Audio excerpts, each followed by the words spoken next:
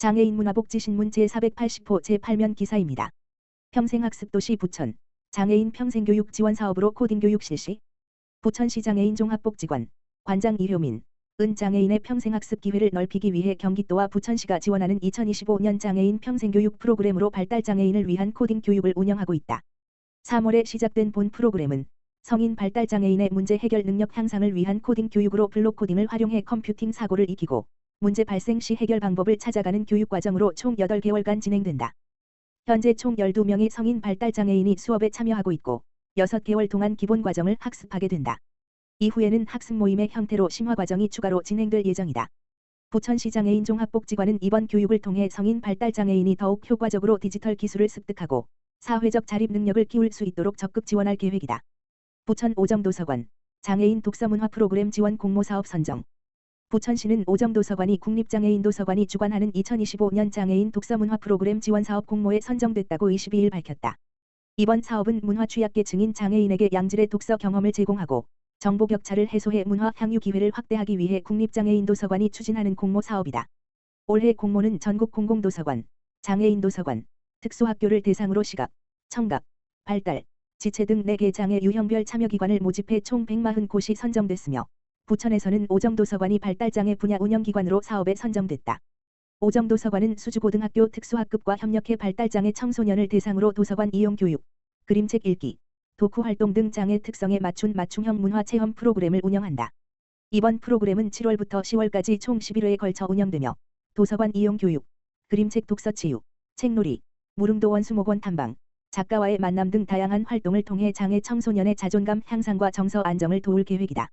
오정도서관 관계자는 이번 프로그램이 장애 청소년들이 책을 통해 자신에 대한 긍정적인 인식을 형성하고 건강하게 성장하는 계기가 되길 바란다고 말했다. 부천시, 중증장애인 4명 경력 채용 장애인 공직 채용 확대.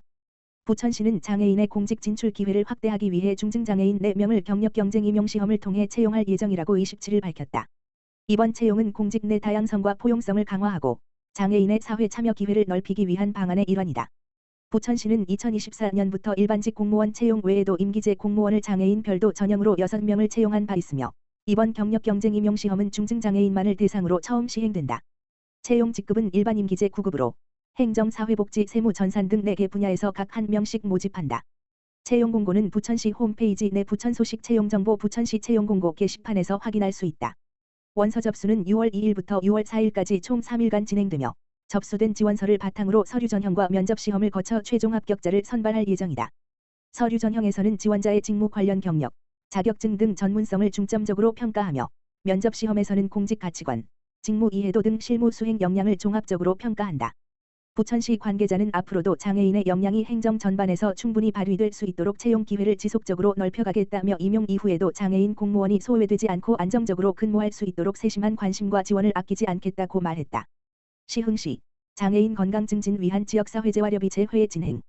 시흥시, 시장 임병택는 지난 5월 21일 중부건강생활지원센터 2층 건강교육실에서 지역 장애인의 건강 증진을 위한 지역사회재활협의체 2차 운영회의를 열었다. 지역사회재활협의체는 지역 내 보건복지의료 분야의 전문기관 9곳이 참여하는 협의체로 장애인을 위한 지역사회 중심재 활사업, CBR의 효과적인 추진을 위해 기관 간 협력하고 도움이 필요한 집중 사례 관리 대상자에 대한 통합적 서비스 연계 방안을 마련하고자 분기별 정례 회의를 열고 있다. 이날 회의에는 경기도 남부지역 장애인 보건의료센터, 시흥시 장애인 가족지원센터, 시흥장애인 종합복지관 등 공공 및 보건복지의료 전문 관계자 총 14명이 참석했다. 회의에서는 지역 내 복합적인 문제로 어려움을 겪고 있는 장애인 사례를 중심으로 치료 및 건강관리, 복지자원 연계 등 통합적인 지원 방안을 함께 고민하고 역할 분담과 실천 계획을 논의했다. 정성근 중부건강생활지원센터장은 이번 회의를 통해 장애인에게 실질적으로 도움이 되는 맞춤형 지원 방안을 마련할 수 있어 의미 있었다라며 앞으로도 보건, 복지, 의료 사각지대를 줄이고 장애인의 건강한 삶을 위해 꾸준히 노력하겠다라고 밝혔다. 2025년 경계선 지능인 선별검사 참여자 모집.